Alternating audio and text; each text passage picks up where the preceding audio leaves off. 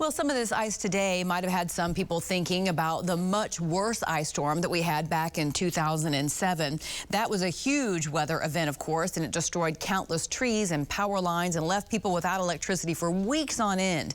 News on 6's Matt Ron talked to a local tree trimmer about how this ice storm is no comparison. Anytime ice is forecasted in Oklahoma, people get understandably concerned. But with about 1/4 of an inch here in the Tulsa area, we were nowhere close to 2007 when some places got up to 3 inches of ice.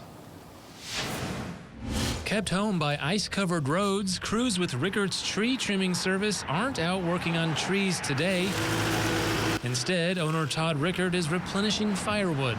Seems like about half our inventory goes on the week before the first big snow or ice event that's coming into town. But as people start to survey damage from last night's ice storm, he expects the phone to start ringing. 1/4 of an inch ice is where we start to get the phone calls with the broken limbs. We haven't, as of this moment in time, we haven't received any calls today. I'm sure we'll get calls tomorrow and the next day that'll people be like, oh my God, I should have trimmed that tree or cut it back from my house. He says preventative tree maintenance is the best way to protect your home or power lines from falling trees. Just like those trees that broke during the Father's Day storm, some of those trees we could have prevented had we have been out to inspect those trees. This ice storm is nothing like the catastrophic damage Oklahomans saw in 2007, but Rickard says trees that were damaged then are weaker where they regrew, which could make things worse if we get several inches of ice again.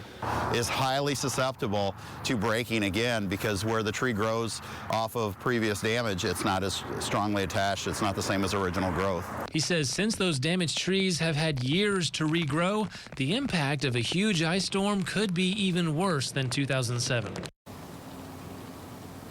Now, Rickard says waiting for an ice storm forecast is too late to get your trees inspected. He says you should do it months ahead of time. Live in Tulsa, Matt Ron, Oklahoma's Own News on 6.